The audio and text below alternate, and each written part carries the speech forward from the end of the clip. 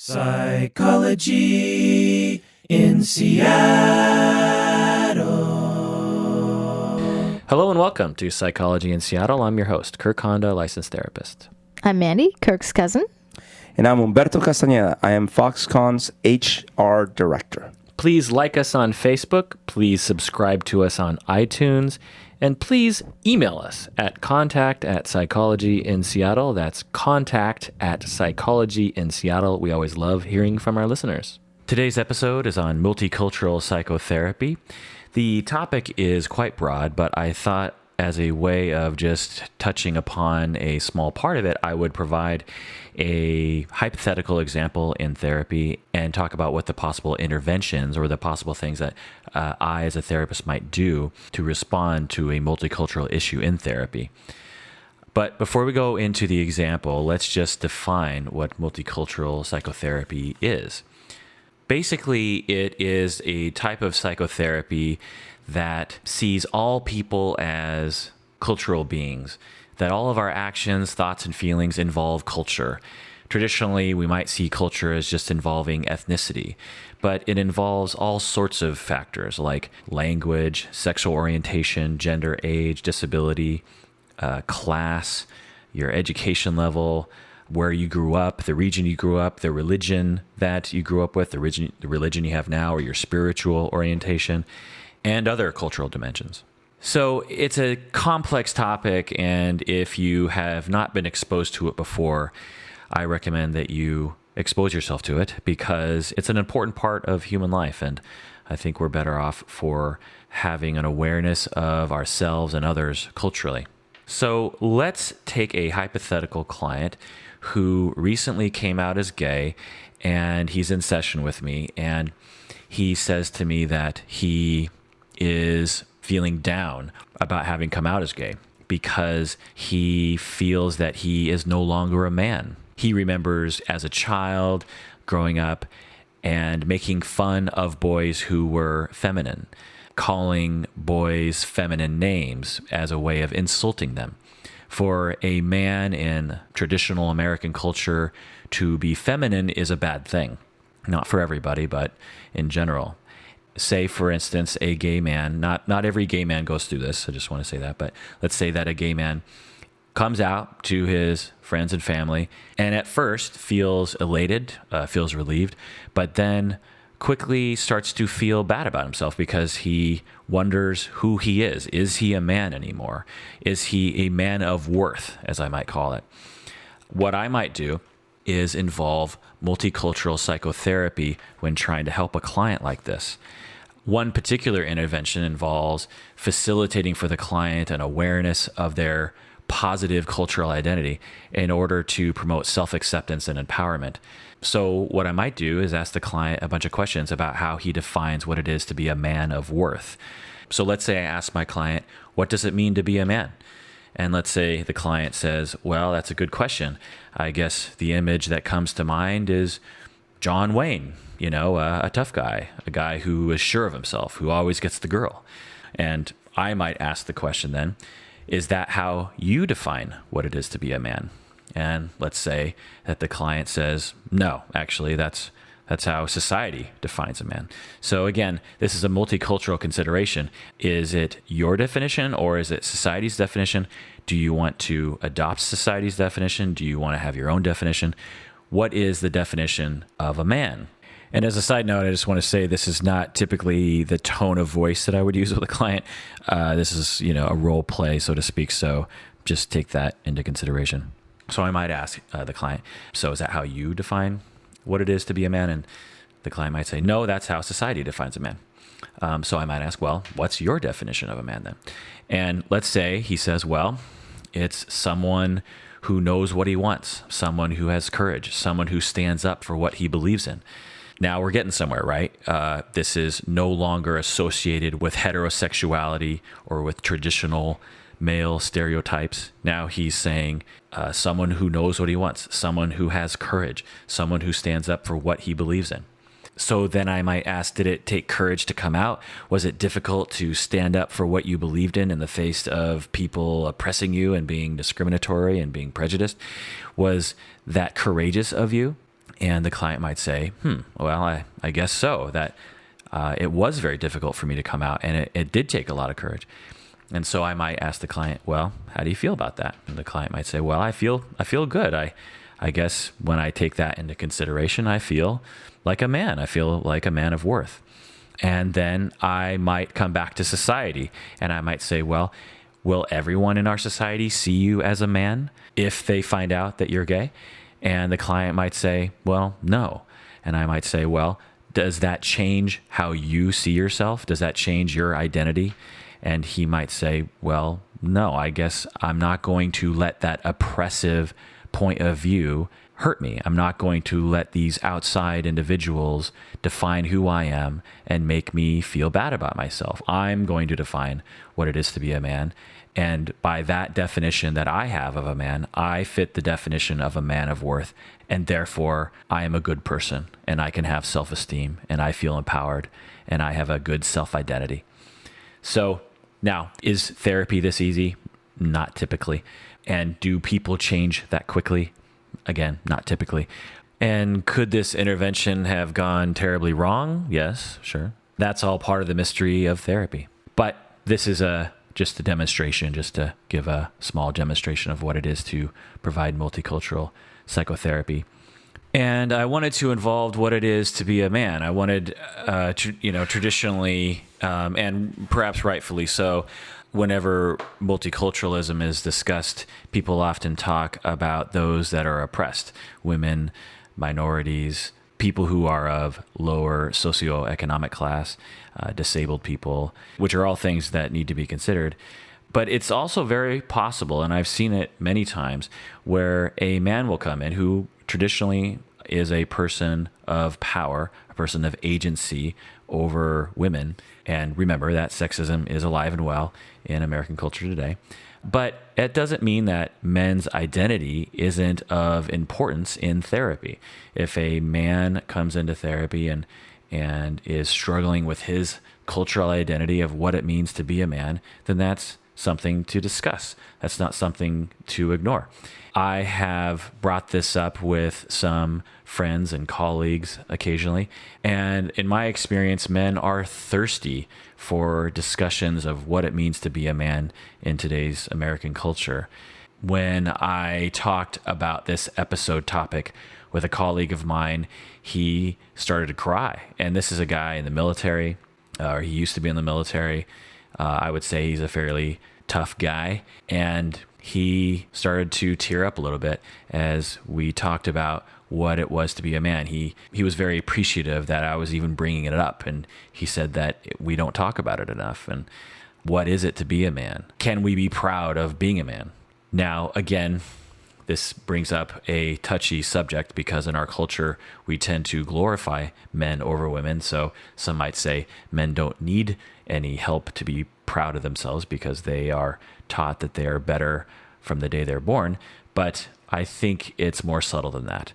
And even if someone is misogynistic and believes that they're better than women, I would imagine that in therapy, that might be useful to discuss as well. All right, so what do you think? What do you think of multicultural therapy? Can you ask the question in Spanish? ¿Cómo está multicultural therapy? How offensive. If you just take it at face value and you left it at that, it's like, wow, that's tough. I'm sorry, right? But you didn't even, if as soon as you start asking about the definition of like, well, what do you mean? That person would have answered completely differently in a billion other places on this planet, right? Right.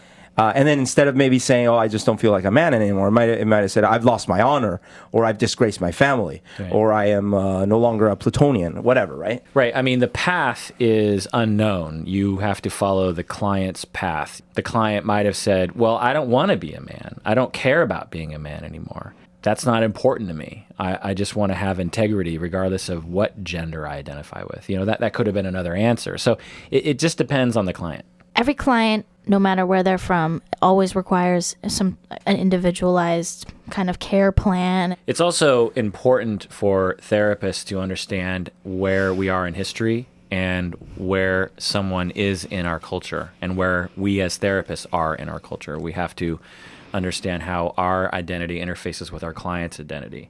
If I, as a man, am seeing a woman, I, by definition in our society, have more power. But I'm half Japanese, I'm not entirely white, and my client might be entirely white, so by definition, she has more power.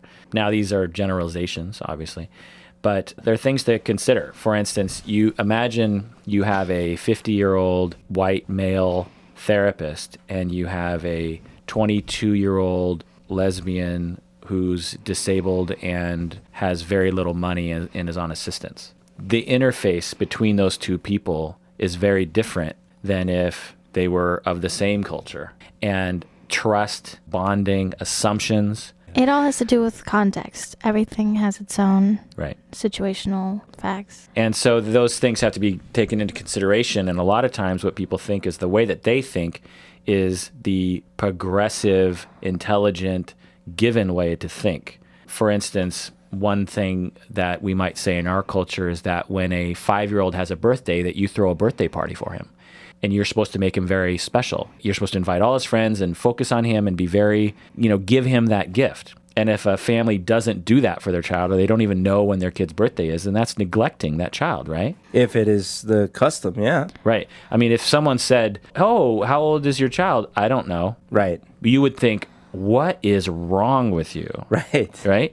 Well, we consider that a given, right? That's Right. what we consider to be a given, that you would never hurt a child by forgetting their birthday. Well, in other cultures, they don't keep track of those sorts of things. Right, and there are religions that don't celebrate holidays such as birthdays or anything like that. So it's normal to not acknowledge it in a big celebratory sense, but I think it is kind of neglectful to not know how old your child is. But that's a given that you have and be based on your culture. Yes, I guess I just can't imagine a culture, it might be out there, where they're like, it doesn't matter, we're just humans on this planet as long as we're here. So you're making fun of it as you're talking about it. I just mean, like, I'm trying to relate. I can't even imagine. Yeah, you can't imagine, but that doesn't mean It's not wrong, I guess. They can't imagine us. When they look at us, they think how ridiculous that you spend so much money and time and you shower children with a bunch of crap when there's people starving around the world and stuff. So believe me, we look just as ridiculous. All right. Well, have you you're right. have you heard when you watch? Do you ever get like channels from other countries? They don't talk English. It's hilarious. They're talking some weird gibberish. I know. It's like abusive to their children. Well, that's clearly wrong. When you don't speak English to your children. It is abusive. That's, yeah. So multicultural therapy involves a lot of things, as you can tell, and it gets complicated, right? As we're just talking about a couple issues. Essentially, therapists are somewhat expected to be sociologists and historians. They're supposed to understand society and culture in a broad, intelligent way. Otherwise, they will fall prey to some of these cultural assumptions. It's hard, though. One of my friends at Antioch is actually one of the top thinkers and writers in this area, and he'll tell me all the time he has a hard time remembering this stuff, has a hard time not giving into his assumptions about culture, and he has to constantly ask questions and check in with himself and be very critical of, in terms of not critical like being mean to himself, but being critical thinking about his assumptions. And it's very tiresome. It's very tiresome and fatiguing to constantly question everything you're thinking, right? It's hard to do that. For instance, just as a side, one of the things that I have wrestled with is whether compassion is good. Caring about others, altruism, is that a cultural manifestation of American thought and culture? And I've come to the realization that I don't care, that I consider it good, and I consider it a given moral good that everyone should do. It could be a construct. It could just be made up. There could be other cultures. Because I've actually interfaced with other cultures that seem to not care about compassion. I've interfaced with other people from other parts of the world that seemingly don't have the same associations with compassion that Americans do. Well, compassion or empathy? Well, let me give you an example. Like the person in their country, they don't have therapists. He was saying, we don't even care as a people about suffering. We don't attend to people's suffering. We just expect that people will figure it out on their own and move on. And I'm not saying it's a bad thing, but it was really foreign to me. And I thought, well, is compassion an American thing? Is it something that we've invented? Maybe there's another way to live where you essentially just move on and hope for the best and not focus on negativity. not focus on suffering, and then people naturally heal. I don't know. But I see, the reason I was asking about the difference, so in Colombia, for example, it's a very common thing, at least when I was growing up. Here's the scenario. You're in your house, you see outside someone is getting mugged or something bad is happening to someone. And your grandma or your parent, whoever, will say, oh, they'll bless themselves and say, oh, no, poor person. Oh, my God. Oh. But no one will lift a finger. And they're definitely not going to go outside and get involved. But they'll feel bad about it, gossip about it. But it's a very different, like, they will feel it. They will put themselves in that situation. And, oh, I'm so glad that's not me. Oh, my God. But they're not going to help. Why?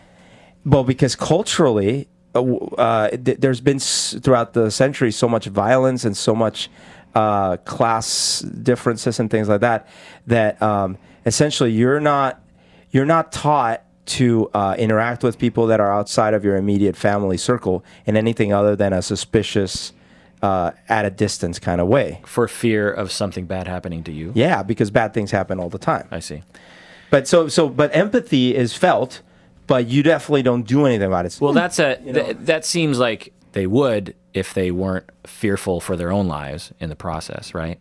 Yep. Yeah. Like the example I have is like someone's depressed, someone's really sad. And in Seattle, we would typically tend to that and value that and validate their feeling. Like, oh, you're really sad. That makes sense to me that you would be sad. Of course you're sad. Let me hang out with you. Let me send you a card. Let me take you out to dinner. Let me try to cheer you up, or this sort of thing. There's a compassion there. And it seems like in the culture that I'm thinking about, my friend, he seems to believe that his culture is such that they don't care. If you're sad, tough luck. He comes from a country that has been through a lot of political strife over the years. And so, I don't know. It seemed like an interesting question. And like I said, I'm still asking it, but to some extent I've answered it to myself and said that compassion is good. For yourself. No, actually what I'm saying is that compassion is good for everyone. For you. No, because that's the thing. We're not islands. That's my point, is like we can decide together about things. And that the postmodernism has made all of us into these little meaning-making islands. And I don't think that that's necessarily the best way to operate, because that basically says like we can't come together and say, yes, let's agree as a group, as a society, that X is true. Well, that has happened, right? Like the Constitution, the laws, right, exactly. That happens. Yeah, the civil rights movement, like all these things are not islands of meaning. It's like, as a society, what should we be doing with this? Compassion is good. We can say that. Right. But it is still a relativistic approach to it. But that's the postmodern point of view. That's what I'm saying. It's like when you come from a place of relativism, you come from a place of saying, well, it's all relative. And what I'm saying is that it's not relative. I think the proof of relativism is that I can't fully agree with that. Well, because you come from a paradigm that's common to a lot of people today of postmodernism relativism. I actually came from, the absolutism of religion, right? Right. And then I graduated to postmodernism. And then now I'm in a new phase. Oh, what's that? My new phase is that like everything is relative, but we need to pick a relativity that we can survive with, because we are selfish, and that one will let us keep surviving. But anyways, now we're getting. But I was gonna say the UW is conducting a study in empathy on infants. Like they're starting really, really young. I'll be very interested to see the results of those studies. Yeah, well, I'm sure it's in our disposition to be empathic. We're social animals. I mean, apparently around before 1, infants don't understand if something bad's happening to you. They don't really care or react. But after a certain age, even if they don't have language yet or whatever, they'll still be like, they'll react. I don't know if it's concern or whatever, but they'll react, right? So there's some understanding that develops about something happening to someone outside of themselves, right, and what that might mean to them. Right. But I think that then society does superimpose then things like, because if all you ever hear your parents and your grandparents and everyone around you saying is like, don't get involved, don't worry about that dude, it's not your concern, it's not your thing, just worry about your own stuff, just worry about your brother, right? That kind of thing. That's all you're going to grow up with. All right, news.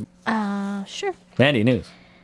The headline, it said, Mindblowing Sex can actually wipe your memory clean. In that you can have kind of like a temporary global amnesia. It happens more as you get older. Like, this was like a 50-year-old lady in DC, but like, showed up to the hospital like, she had just had a bunch of crazy sex and like forgot, but it doesn't last very long. But it was just like, the phrase, we had mind-blowing sex. It's like some people actually had their minds semi-blown or wiped clean for just a little bit. Wow. I don't know. I just thought, I was like, what? They lost specific memories. Do they lose them permanently? Do they come back? No, it's short term. Typically the symptoms are not very long lasting, but the fact is, like, I think it was disorienting enough to seek medical attention. Like, I don't know what's going on, or... Yeah, well, what is it about the sex that would cause this brain dysfunction would be the question. Is it because sex isn't just sex, right? It's like heart rate and stimulation, and it's a workout. It's chemicals. Someone might be on top of you, like cutting off the circulation to parts of your body. I don't think they mentioned anything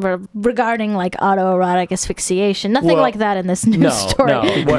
Well, one of the things, I'm kidding. When people are getting into it, when they're having sex, they might be clenching down, right? They might be bearing down, and they might not be breathing. They might be like, there might be lots of things going on. Not enough oxygen to the brain. Right. So it might not be sex. It might just be like an element of physical exertion. Donkey punch? That'll give someone.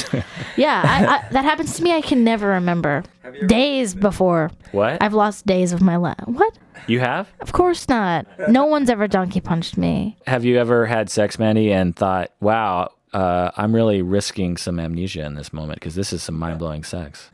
Is this before we complete the potentially mind-blowing sex, or after, like, I have been blown? My mind has been blown. Yeah. No. And no. I always know what's going on and know where I've been and know what just happened. Yeah. Can you relate to this? Could you imagine having sex at such a level that it would erase your memory? Wow, that sounds good. Sorry, just kidding. I mean, I don't think it would be a bad time. If that happened, I'd probably be a little freaked out. But knowing that it's possible, everybody don't freak out if you have some fantastic sex and you have no idea where you are. Just trust that hopefully it will pass and you'll eventually recognize the naked person lying next to you. Like, this has actually happened to me. It has? Seriously? Yeah. I don't remember any of the details, but it has. You woke up next to a naked person and said... No, I don't remember. Oh. I lost all memory of the event. I get it. It's like a catch-22. No, but that's the point. How would you remember if it erases your memory? Well, I think if you're like with your spouse, in this case she probably was like, what is going on? And doesn't remember. And then the husband's like, hello, it's me. We just had some... So I lost you somewhere along the line. You said with your spouse, you had mind-blowing sex. I'm not married, but I'm sure there's plenty of people who are having mind-blowing spousal sex, and I hope you are. So I got some news too. So I don't know if you guys remember in the golden age of the 80s when everyone was looking for ET with all their big radio telescopes out in the desert. Mm-hmm. SETI, all that good stuff. And then in the 90s where everyone was helping out with their little SETI at home. Remember that? Late 90s? Yeah. Eventually nothing happened. And so eventually funds started drying out. So a lot of these antennas and radio telescopes have been either commissioned to some other astronomical pursuits or actually put out of commission. Yeah. Well, recently they brought up 42 radio telescopes, the Allen Telescope Array in Hat Creek, California, back into operation to reinitiate the search for ET and Jar Jar Binks. Although he's probably dead by now because that's a long, long time ago. Yeah, it was a galaxy far, far away. Yes. Although, you know what? Now that I think about it, it might have taken that long for his light to reach us. So that would be the ultimate poetry. I wonder if he'll be in 3D. Oh my God! Imagine that. Our first ET contact. Misa phone home. But the problem is that they're going to need another $55 million to complete the planned array of 350 antennas. But there's been no volunteers. You mean no donors? No donors. So I don't know if you guys are willing to pitch in, but sure. Hey man, we've got to save up all our money to have a real honeymoon on the moon. Care of Newt Gingrich. Yeah. Yeah. That's what I'm saving all my money for. Yeah. That's what The original honeymoon. Isn't that a song? 'Cause I'm saving all my money for honeymoon. Oh boy. All right, Tougher Bluff. Sex. According to Playboy, Tougher Bluff, more women talk dirty during sex than men. Tough. That sounds dirty. According to Playboy, more women talk dirty during sex than men. Mm-hmm. I'll say tough, damn it. Is that because you've been engaged with enough people females to know if someone is speaking dirty, it's the female in your pair.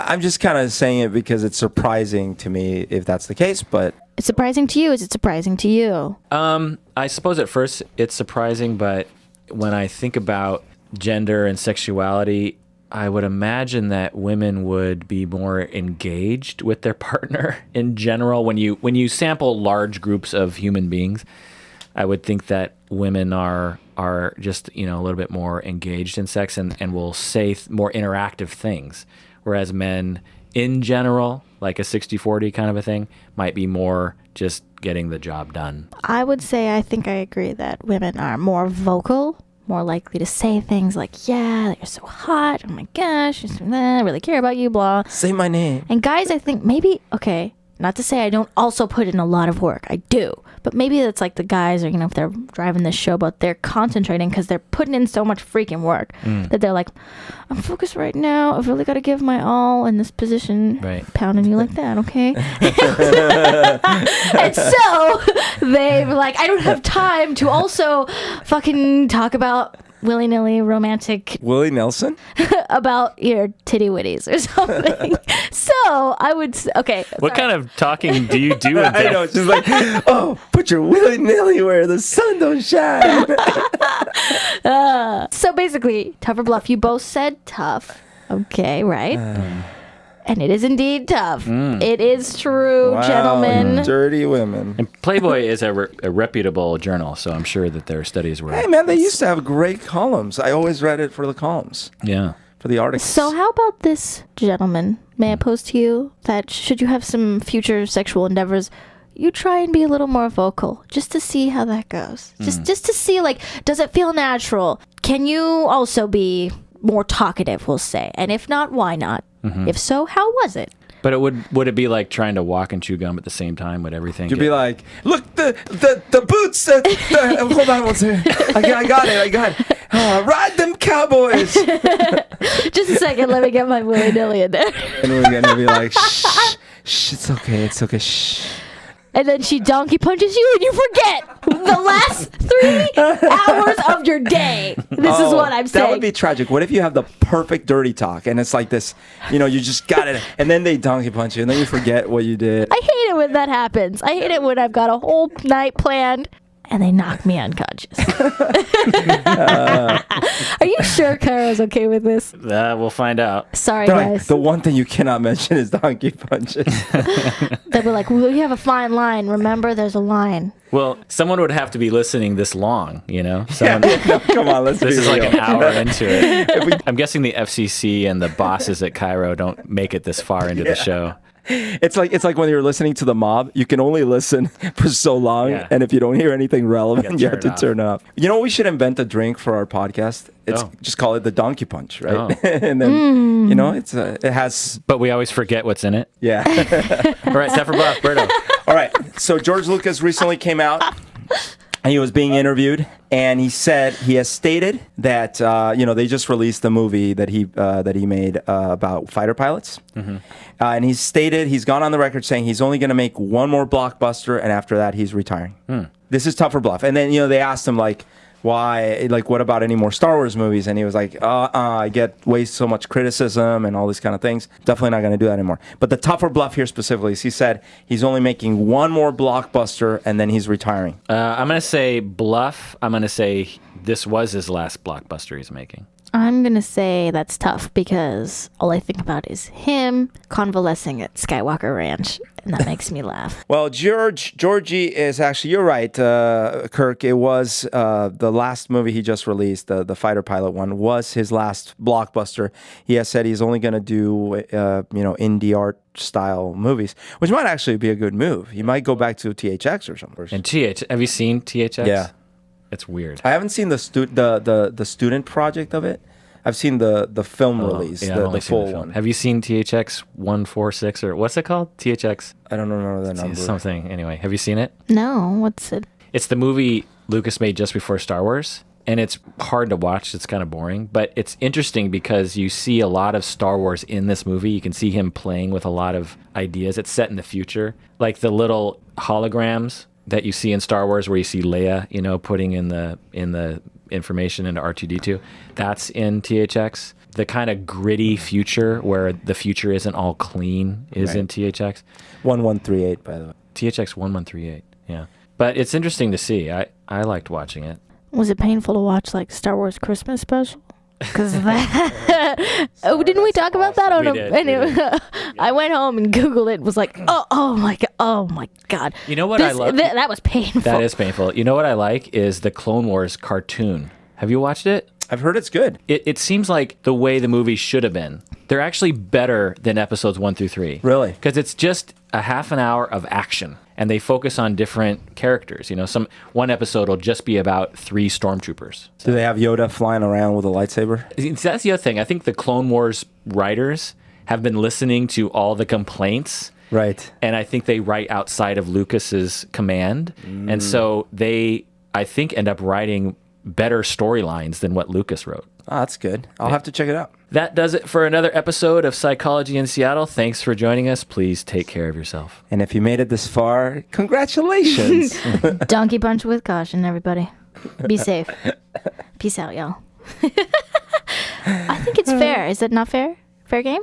We can say whatever we want. Did they sign on with you saying there are things you're on contractual obligation, blah, blah, blah, blah, blah? No, there's no contract. Exactly. Plus, it's like, we all only say it in jest. I mean. It's our drink. Oh, I get it. Donkey punch. Wow. Yeah.